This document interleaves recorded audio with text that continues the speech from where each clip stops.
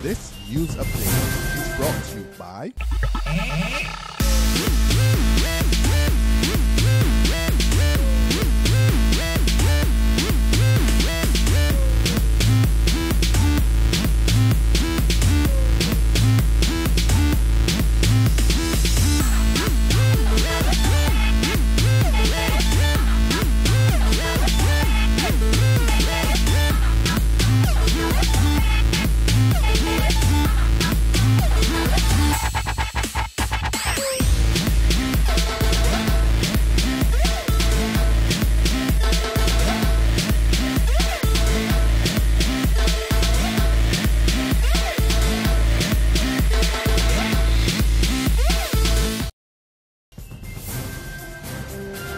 This is the 7 a.m. Barbados Today update for Monday, August 18th, 2014. Good morning, I'm Carol Williams.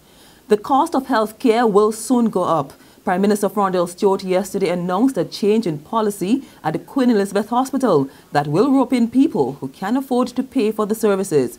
He made the announcement yesterday at the Democratic Labour Party's annual conference held at the party headquarters. The QEH must not ever lose its human face, and health policy must always ensure that those persons in the society who cannot afford to pay for their health care can still have easy access to it. We do not live in a world where only rich people get sick. But a mechanism must be put in place to ensure that those who can afford to pay for the services of the QEH are made to do so. The DLP leader's 54-minute address touched on other issues such as university education, the solid waste tax and the economy, which he says continues to show signs of improvement. Still with the DLP, a cleric is telling the party to beware of loose cannons. Reverend Dr. Kenroy Burke of the Kingdom Empowerment New Testament Church, who yesterday addressed the worship session of the conference, says such individuals can hijack the party and steer it away from its ideals. It is great for us to be led and for young people to be leaders, and for young people to come forward and to advance things and institutions and everything. But you have to be careful with us.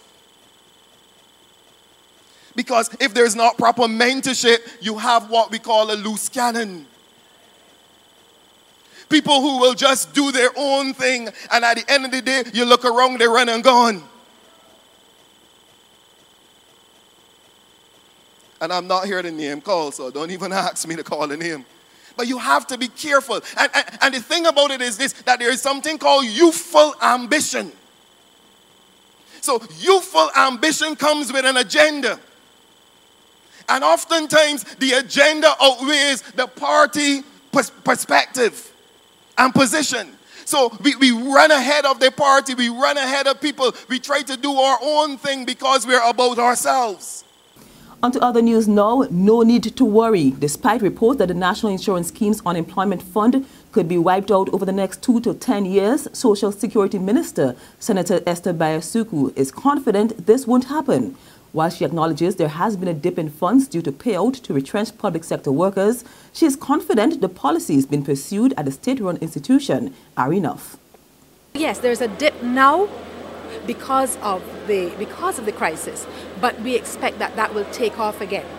If it continues, yeah, in a few years we would run out of money, but there's no fear of that at this point. And the policies that are in place, I have every confidence that the policies that are in place will generate employment and thus will generate money back in the fund. But in terms of the money that we have at our disposal, the investment portfolio and the fund itself, solid. Be prepared to resume protest action. That's what social activist David Commission is advising the Guild of Students at the University of the West Indies, Cave Hill, ahead of next month's start of the new academic year. Speaking at the University of Independence Square meeting held over the weekend, Commission said Barbadian students should not give up their fight against paying tuition fees. Those of us who know that it is wrong should be willing to do what is required to make them understand that it is wrong. And I want to send a message to the students of the Cave Hill campus that sometimes as a student body, you have to be prepared to protest.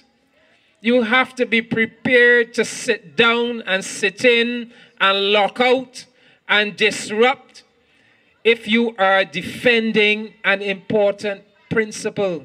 The meeting approved a resolution for the setting up of a committee to lobby on behalf of affected students. There's regional and international news after this short break. Hi, I'm Red Plastic Bag.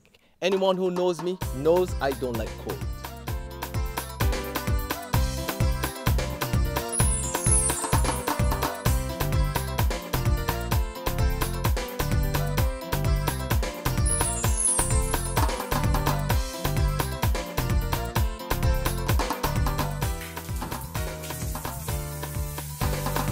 Sunshine reigns in my country. I love it.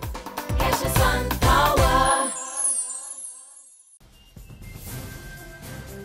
Over now to Jamaica, where Attorney General Patrick Atkinson is considering whether to get involved in the case of 4 Jamaicans who were denied entry into Dominica.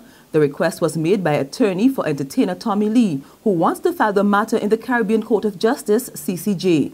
Tommy Lee, his sister, Junior Fraser, and Maria Christopher Wallace were barred from entering Dominica in February this year. The entertainer claims he was placed in inhumane conditions before being forced to leave the island the next day. Dominica said his actions were taken in the interest of public safety.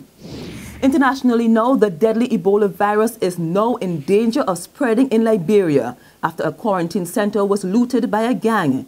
They reportedly took blood-stained sheets and forced 17 patients to flee. The attackers shouted anti-government slogans and insisted there was no Ebola in Liberia.